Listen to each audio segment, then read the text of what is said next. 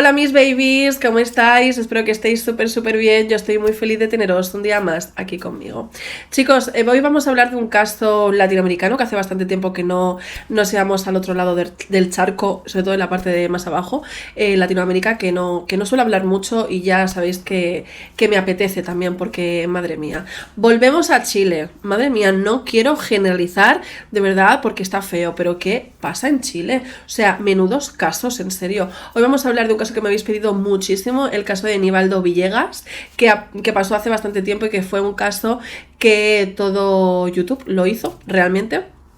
Pero me ha apetecido, me he puesto a leer, me he metido de lleno en el caso y la verdad es que entiendo el por qué se ha hablado tanto de este caso, porque es una absoluta locura y es un giro tras giro tras giro y de verdad, como el anterior caso, de verdad la gente no está bien de la cabeza porque para hacer esto, o sea, ya me dirás. Así que nada, espero que dentro de lo que cabe os guste bastante. Antes de comenzar ya sabéis que me podéis seguir en todas las redes sociales, en especial en Instagram.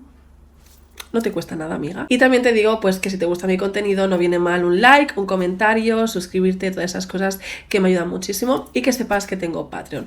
Y que si quieres descuentillos y cosas así, te las dejo en la cajeta de información. Ahora sí que sí, no me enrollo más y comenzamos.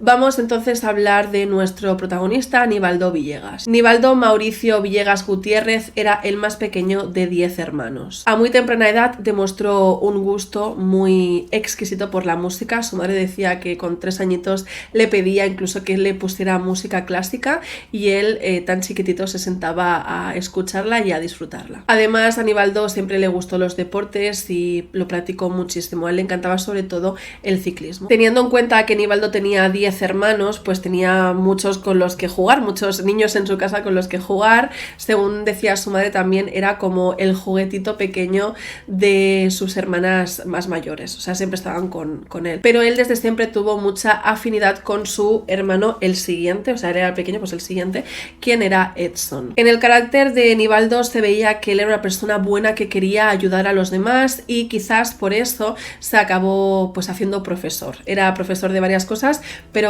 sobre todo de informática. La cosa es que pues él fue creciendo, acabó pues conociendo una mujer, se casó y tuvo a su primer hijo, quien era Alejandro.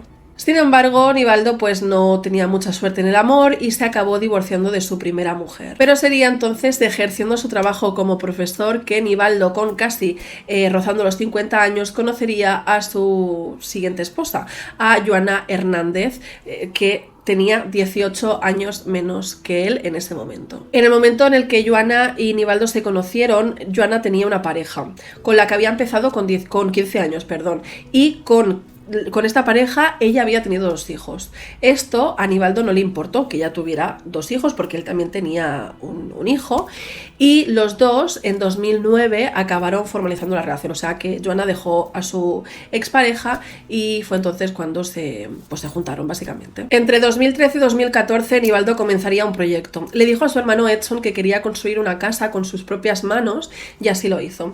Le pidió ayuda a él y pues comenzaron. Él estaba muy ilusionado, sobre todo, o sea, Nivaldo estaba muy ilusionado porque él quería construir su casa, una casa grande, pues para tener a su familia allí, ¿no? Él estaba muy ilusionado con eso y finalmente lo hicieron, o sea, hicieron el sueño de Nivaldo. En 2014 ya estaban viviendo allí y además la pareja, Joana y Nivaldo, se acabarían casando. Durante aquellos años tuvieron además una hija en común, de la cual no he conseguido encontrar el nombre, pero bueno, no, tampoco nos importa. Y la verdad es que pasaron 8 años de relación bastante buenos. Pero hay que decir que a la familia de Nivaldo, sea padre, madre, hermanos, o sea, los 10 hermanos, pues no estaban muy contentos con Joana Hernández, o sea, no les acababa de convencer esta chica porque era muy joven y tenía actitudes un poco de cría todavía, era como muy caprichosa y todo eso, pero aún así la convivencia era bastante buena. Sin embargo, ya habiendo pasado unos cuantos años, resulta que Joana quería estudiar, quería seguir pues creciendo profesionalmente y pensó en estudiar para ser auxiliar de enfermería. Y Nivaldo, que era profesor, le dijo: tía, yo te apoyo al 3000, hazlo, o sea, sin dudarlo, estudia. Y sería ahí cuando pues ella comenzaría esta a cursar estos estudios. Sin embargo, a partir de este momento la relación entre ellos comenzó a flojear mucho, pues no estaban nunca juntos, se peleaban muchísimo y deciden pues poner fin a su relación. Sin embargo, sería Nivaldo quien denunciaría en este caso a Joana, porque Joana había intentado desvivirse delante de la niña y esto él no lo podía permitir, aparte que Joana había tenido actitudes, se pasaba mucho de la raya con Nivaldo, o sea que le daba... Total, que Nivaldo la denunció y la justicia le dio la razón y le quitó la custodia a la madre para dársela al padre. Y además la justicia le permitió a Nivaldo dejar de pagar la manutención que le tendría que pagar a Joana si se quedaba la custodia de la niña. Así que básicamente la pareja se divorcia. Y todo esto viene también precedido porque Joana tenía un pasado de enfermedades o problemas mentales, trastornos, en los cuales la justicia dijo, mira, creemos que no estás capacitada para criar a una niña tan pequeña. Aún así, la pareja que estaba en trámites de divorcio no se habían divorciado en este momento, cabe decir, pues se seguían viendo, a pesar de que no se le habían comunicado a la familia, sobre todo de Nivaldo. Porque claro, todo esto supuso un problema muy grande. O sea, imagínate, Nivaldo estaba metido, pues eso, en un casi de un divorcio. Los problemas con la niña, ir al juzgado para pedir la custodia de la niña, todo eso, pues claro, la familia sufría. Entonces, Nivaldo no les estaba contando a sus familiares que se seguía viendo con Joana para tener trucus, tú sabes.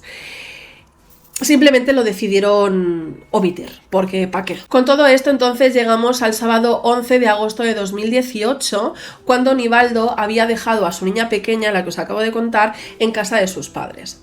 Era ya bastante tarde por la noche y resulta que él había quedado con unos amigos para tomar algo. Estos amigos acabaron diciendo que sí, que habían quedado para tomar algo. Nivaldo era un hombre súper responsable y le había dicho a su madre, oye, te dejo a la niña, enseguida, en un rato, en un par de horas, 3, vengo a por ella y me voy a casa. Sin embargo, pasan 3 horas y Nivaldo no regresa.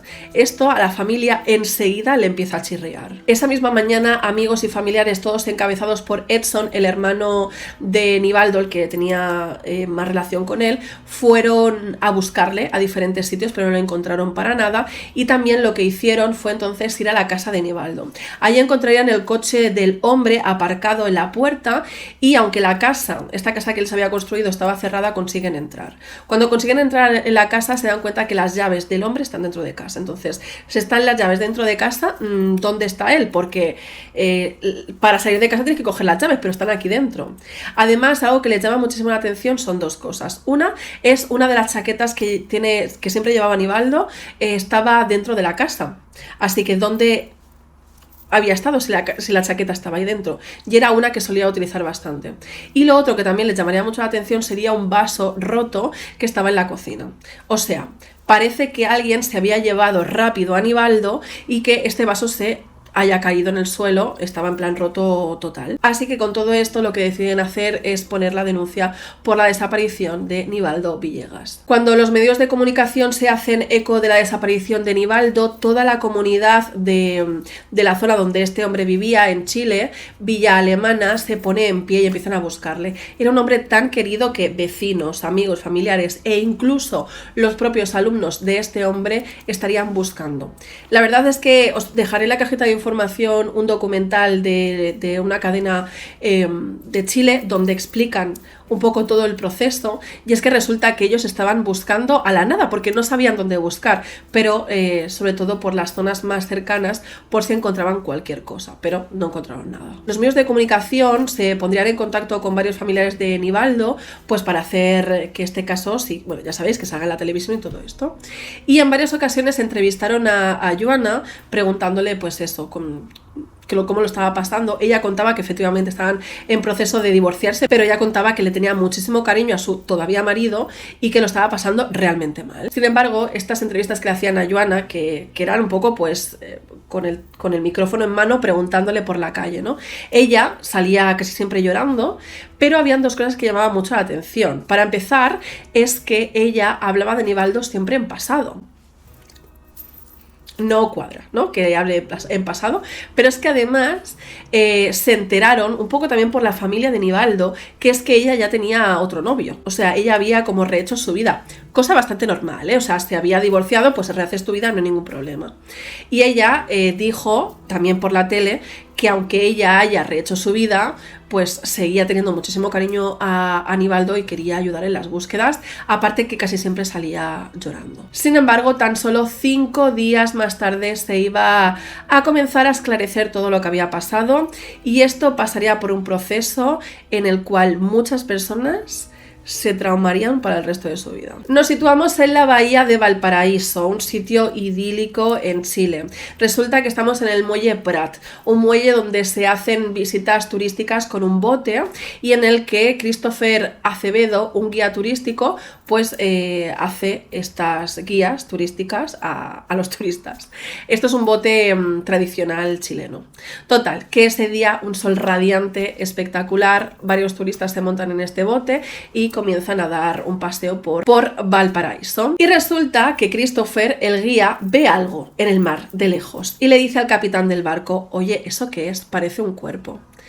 A lo que varios turistas que estaban ahí en el barco se fijan en eso, sacan sus móviles y cuando pasa esa cosa al lado del barco se dan cuenta que es un torso, un trozo de cuerpo. La gente se divide en ataques de ansiedad, gritos, miedos y los que sacan el móvil y graban eso se sube a redes sociales y por eso este caso se hizo tan famoso, porque algo tan heavy, o sea, ver en el mar flotando un torso, pues claro, esto sale en un montón de medios de comunicación sin pixelar ni nada, fue una auténtica locura. Yo también te voy a decir una cosa, yo voy a Chile, a visitar Chile, estoy en un barco haciendo una visita pues a Valparaíso, un sitio idílico, y lo primero que veo es que aparece flotando al lado de la barca donde yo estoy un torso y digo, me voy a mi casa, amiga, o sea, al segundo 3, no sé tú, pero yo sí, Entonces la policía lo que hace es rescatar este torso, pero claro, aquí hay un problema. No hay cabeza,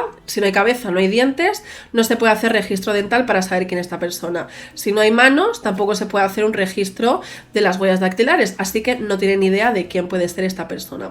Después del análisis, o sea, se llevan el cuerpo pues a hacerle la autopsia, aunque sea el tronco, se dan cuenta de que este es el torso, un torso masculino de una persona de 40 a 50 años, tiene una herida en como la parte de por aquí, tiene una herida, una estocada, ya sabéis, que piensan que eso puede ser lo que acabó con su vida, pero nada más, o sea, es que le falta todo.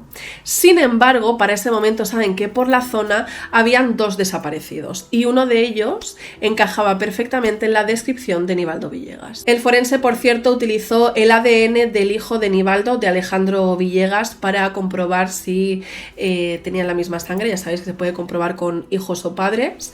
Esto lo cuenta el hermano de Nivaldo, lo cuenta fatal, lo cuenta llorando, que tenía al lado al forense, todavía no le habían dicho si ese torso era de su hermano, cuando él, teniendo los papeles del forense al lado, hizo así y vio que había una coincidencia del 99,9 periódico.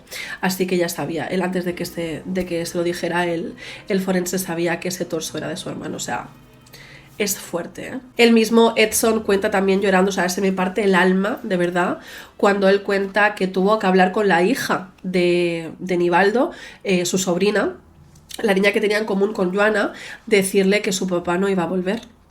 Y habla de cómo lloraba. Y le dijo, es que voy a llorar yo, y le dijo, mira, es que papá Dios ha decidido que, bueno, pues que se tiene que ir, se tiene que llevar a papá porque está muy cansado. Y la niña lloraba, o sea. La investigación entonces continúa y la policía se fija, como siempre, en la persona, en la víctima, ¿no? Ya sabéis que cuando pasan estas cosas, la policía tiene que rascar muchísimo en la vida de esta persona y se ven que Nivaldo, o sea, sé que esto se suele decir muchas veces, pero es que Nivaldo era una excelente persona. Así que lo que hacen es ver sobre todo las cuentas de esta persona, de Nivaldo, y ver movimientos, a ver si... Y la policía observa que hay un movimiento bancario el día en el que él desaparece. Entonces lo que hacen es la policía buscar dónde se había efectuado este movimiento bancario, se había efectuado en una sucursal bancaria. en concreto, y entonces piden a esta sucursal bancaria las cámaras de seguridad. Y efectivamente se podía ver a una persona, era bastante tarde por la noche, se podía ver a una persona entrando a esta sucursal bancaria haciendo una retirada de dinero de 35.000 pesos o algo así, no recuerdo bien el cambio, y esta persona iba con una chaqueta que claramente era de Nivaldo, tapado hasta aquí y con un gorro. Así que dicen, ostras, mira, que Nivaldo hizo este último movimiento, a ver si todo esto es por un robo. Entonces cogen estas imágenes que os estoy diciendo de la cámara de seguridad y se la pasan a la familia de Nivaldo. Le dicen, ¿estáis reconociendo en estas imágenes a Nivaldo? Y la familia rotundamente dicen no. La familia reconoce que la chaqueta de este hombre es la de Nivaldo, está claro, o sea, es una chaqueta que él usaba. Pero en esas imágenes se puede ver a un hombre con pantalones pitillo y pantalones largos. Yo no sé, pero no sé, a mi padre, a mi tío, quien sea, yo sé que no llevarían jamás pitillo. O sea, jamás de los jamases. Entonces ellos también son conscientes que Nivaldo nunca llevaría ese tipo de pantalones tan ceñidos, porque si en 50 años no los había usado, ¿por qué los iba a usar en ese momento? Así que se dan cuenta que no. Además que los pies de esta persona eran bastante grandes y Nivaldo se caracterizaba por tener las manos y los pies pequeñitos. Con todo esto, como os podéis imaginar, aún todavía quedaba mucha investigación por delante, pero lo que hace la policía es que les sigue pareciendo Joana, la todavía mujer de Nivaldo, una persona sospechosa, y deciden pedirle de forma amistosa el teléfono móvil, tanto a ella como a su pareja actual, quien era Francisco. Y es que mientras estaba analizando el teléfono móvil, la policía consigue sacar la cámara de seguridad que está en el propio cajero. O sea, las cámaras encontradas, como habéis visto, estaban como en la parte de arriba del techo de esta sucursal. Pero ahora tenían las cámaras de lo que viene siendo propiamente el cajero automático. Entonces se enfocaba a la cara. En esa cámara del cajero se podía ver a una persona con la chaqueta de Nivaldo y un gorro. Y se le veía solamente esto. Pero aún así, simplemente viéndose esto, se intuía perfectamente que esta persona que estaba sacando dinero de la cuenta de Nivaldo Villegas era Francisco Silva, el novio de Joana. Y no solo eso, sino que minutos antes se le había visto en un supermercado muy cerca de esta sucursal bancaria a Francisco Silva vestido de otra forma diferente comprando en este supermercado. O sea, ya se le podía poner a esta persona en la zona donde había estado sacando dinero. O sea, claramente era él y se había cambiado la ropa aposta. Pero es que además en este momento se revela el análisis pericial de los teléfonos móviles, tanto de Francisco como de Joana. Y resulta que en el teléfono de Joana se encontraron dos fotos eliminadas que se hicieron en el día en el que Nivaldo desapareció y se le veía a él como dormido o sea, se le veía como muy mal, con comida en la boca, como si se hubiera desmayado en ese mismo momento. Y luego otra segunda foto, a Nivaldo tumbado en la cama. Completamente, o sea, dormido pero desmayado prácticamente. Pero es que además la policía hizo una triangulación de los dos teléfonos móviles para saber qué movimientos hicieron. Y resulta que los móviles de Joana y de Francisco estuvieron juntos esa noche. Ambos teléfonos móviles estuvieron en la casa de Nivaldo, luego de casa de Nivaldo estuvieron sacando dinero y después se fueron a un sitio que os contaré un poquito más tarde. Con todo esto, yo creo que son pruebas suficientes para que el martes 21 de agosto ambos, tanto Francisco como Joana, fueran detenidos. La policía lo que hizo fue ponerle a estos dos personajes todas las pruebas encontradas delante de ellos y las pruebas eran tantas, o sea, había tantas pruebas que ellos no pudieron mirar a otro lado y tuvieron que acabar confesando que ellos habían acabado con la vida de Nivaldo. Pero, ¿cómo? ¿Qué habían hecho con el cuerpo? Y sobre todo, ¿por qué? Y es que ambos detenidos empezaron a echar las culpas los unos a los otros. Nos vamos a centrar sobre todo en el testimonio de Francisco, porque el de Joana es parecido, pero al final acaba diciendo lo mismo, pero diciendo es culpa de Francisco. O sea, todo esto lo hizo Francisco. Más o menos para que entendáis que los testimonios son parecidos, y es que si no este vídeo va a ser muy largo porque, bueno, me vuelvo a repetir. El caso es que, como os digo, los dos confiesan, sí, hemos sido nosotros. En el momento de las detenciones detenciones, Joana súper llorando porque la gente le decía cosas por la calle y ya, no, o sea, es que es heavy. ¿Qué pasa? Que Francisco cuenta que, bueno, en el curso este de enfermería conoce a Joana y Joana le cuenta que está casada con una persona, pero que no están bien. Van pasando los meses, ellos dos se gustan, van teniendo pues sus historias, mientras ella está casada. O sea, le ponen los cuernos a Nivaldo, básicamente. Y mientras van pasando los meses, Joana le contaría a Francisco toda la historia de que ella se intenta desvivir delante de su hija, que le quitan la custodia y todo esto. ¿Qué pasa? Que Joana se encuentra en la situación de que su marido, que se va a divorciar ya de él, no le está pasando ningún dinero de manutención porque él se ha quedado con la niña, que se ha quedado con su hija, que le han quitado a su hija, que además ella estaba viviendo en una casa increíble que había construido Nivaldo y que le habían echado, evidentemente, porque ya no estaban juntos, y en ese momento Joana estaba viviendo con su madre. Entonces ella básicamente se queda con una mano delante y otra detrás y está enfadadísima con Nivaldo. ¿Qué pasa? Que si Nivaldo pierde la vida, ella heredaría muchas cosas por parte de él, incluido la casa, porque serían herencias, en este caso, de la niña pequeña, de la hija que tenían en común. Entonces ella todo esto se lo empieza a decir a Francisco, a su novio Francisco Silva. Según Francisco, él cuenta que no se pensaba que Joana lo dijera de verdad, que todo esto le pilló por sorpresa. Mentira. Él estaba tan metido en el ajo como ella, evidentemente. Y resulta que Joana le cuenta a Francisco, cosa que esto lo vamos a coger con pinzas porque seguro que lo planearon los dos, que como en ese momento Joana seguía teniendo... ya sabéis qué, o sea, se seguía dando sus besitos con Nivaldo de vez en cuando, que lo que podía hacer era decirle a Nivaldo, me apetece verte, ¿te apetece que vaya a tu casa y hacemos cosas? Nivaldo le diría que sí, ella le daría algo para dormir y entonces ella entonces fingiría que Nivaldo se había desvivido. Cortándole aquí. Heavy esto, ¿eh?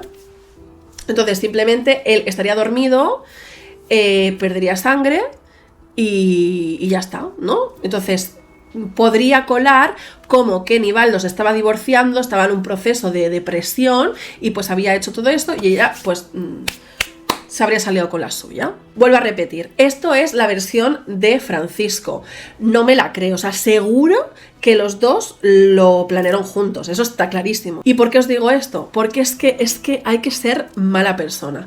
El día del cumpleaños de Joana, Francisco, su novio, le regaló una caja de clorazepam. Bueno, no era ni siquiera una caja, le había regalado un botecito con todas las pastillas de clorazepam machacadas. Esto es un relajante muscular de la hostia, o se te deja cao. Total, que el 10 de agosto, un día antes de que Nivaldo desapareciera, ese día había quedado con sus amigos, ¿os acordáis? Bien, antes de llegar con sus amigos, él recibe un mensaje de Joana diciéndole, cariño, tengo ganas de truscu. ¿Puedo ir a tu casa? Él no quedó con sus amigos, error, y quedó con Joana. Joana iba con algo de bebida, que evidentemente en esa bebida es donde metió el clorazepam. A las 11:57 de la noche sería cuando ella le haría una foto a Nivaldo ya completamente inconsciente por el clorazepam y se lo enviaría a su novio Francisco. Sobre las 12:15 de la noche, Francisco llegaría entonces a la casa y se encontraría algo que estaba fuera completamente del plan. Supuestamente lo que tenía que haber hecho Joana es cuando Nivaldo estuviera ya cao por el clorazepam, le tenía que cortar aquí. Entonces él perdería sangre y ya quedaría como que se había desvivido. Pero resulta que mientras Joana estaba haciendo el corte aquí, claro, esto duele. Y Nivaldo, a pesar de que estaba cao, se despertó. ¿Qué hizo? Joana le estaba cortando. Y Nivaldo se despertó. ¿Qué hizo Joana? Clavarle el cuchillo. Y claro, cuando llega Francisco y ve que efectivamente Nivaldo no tiene vida, pero no tiene vida porque tiene el cuchillo, básicamente. ¿Qué pasa? Que entonces ya no pueden simular que este hombre, que Nivaldo, se haya desvivido y tienen que cambiar el plan por completo. Y es que hay un detalle que no os he contado, y es que cuando se encuentra el torso, la policía flipa sobre todo con un detalle, y es que este torso pues le habían quitado ¿sabéis? Brazos, piernas y tal. Y lo que les llamaría mucho la atención a la policía es lo bien hecho que habían separado, en este caso las piernas.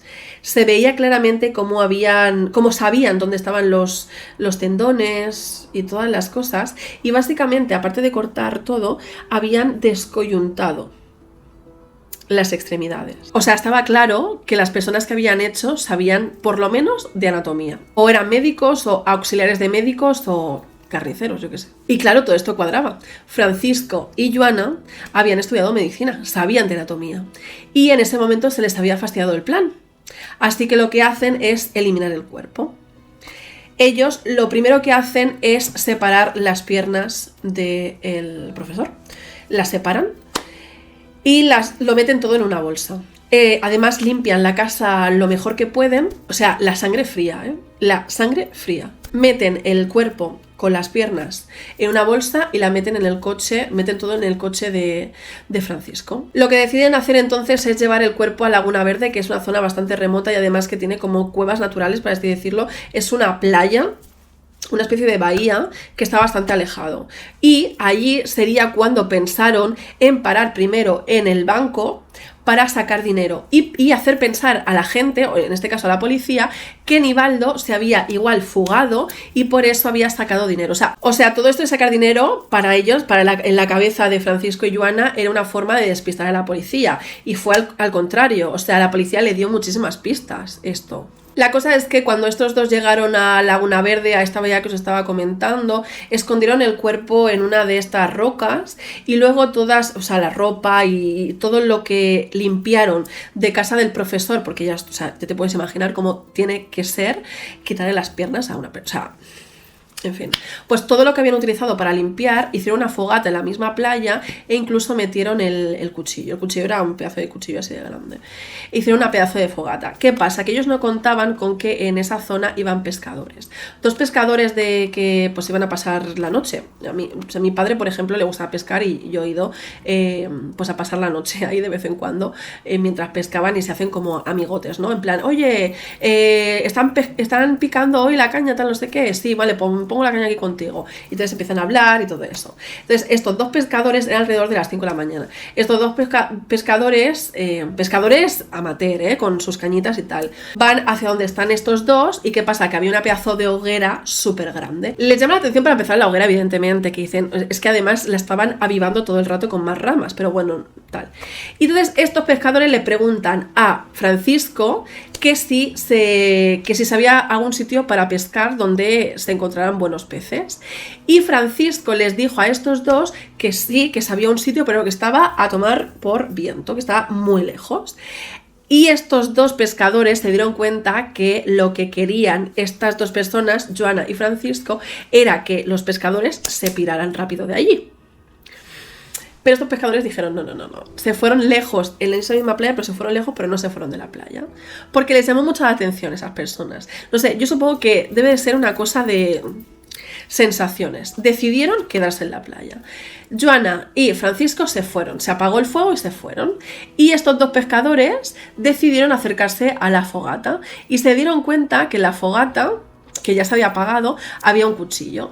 Ellos entonces estaban de guasa, o sea, ellos estaban pescando, esta pareja tan extraña que había hecho esa fogata tan grande se pira, deciden acercarse, jiji jaja, que estarán quemando todo el rato. Bueno, pues estos dos pescadores se acercan a la fogata y encuentran en el fuego un cuchillo. Claro, les parece raro, ¿quién quiere quemar un cuchillo? Si un cuchillo no se va a destruir con el fuego. Y le hacen foto incluso. Se van a sus casas con sus mujeres, todo bien. Y a las pocas semanas todo Chile se entera de lo de Nivaldo. Y empieza a salir en los diferentes programas de televisión las caras de Francisco y de Joana como principales sospechosos, pero como...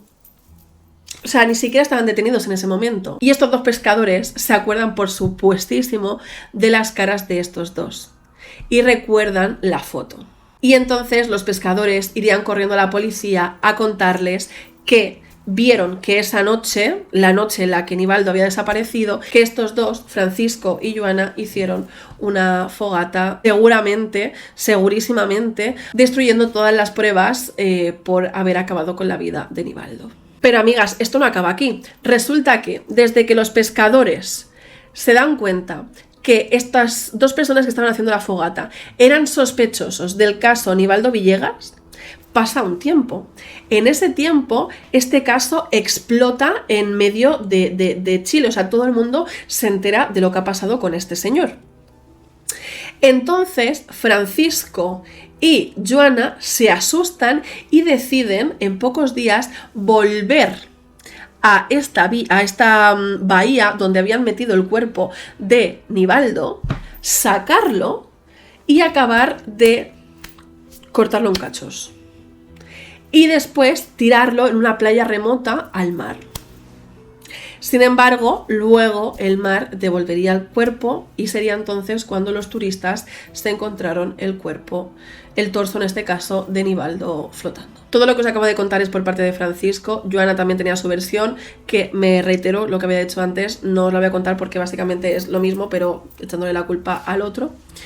Y con todo esto llegamos entonces al juicio con todas estas pruebas, o sea, es que eran pruebas irrefutables, o sea, no había nada que hacer, y en el juicio se los declaró a los dos culpables. Fue un juicio multitudinario porque muchísima gente conocía a Nivaldo, todo el mundo quería a Nivaldo además, y pues con todo esto acabaron condenando a los dos a cadena perpetua chilena, o sea, basado en las leyes de allí, que son 40 años, o sea, no es para siempre la cárcel, sino que son 40 años.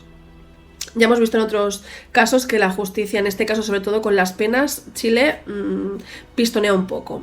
La cosa es que son 40 años, pero no podrán pedir la libertad condicional hasta los 20. La cosa es que yo no entiendo cómo se les permite que puedan poder pedir la libertad condicional. Es algo que no me acaba de cuadrar, pero bueno. Por otro lado, estos dos, una vez ya metidos en la cárcel, han protagonizado unas cuantas historias. Para empezar, es que a Joana Hernández se le ha hecho alguna que otra entrevista en la cárcel.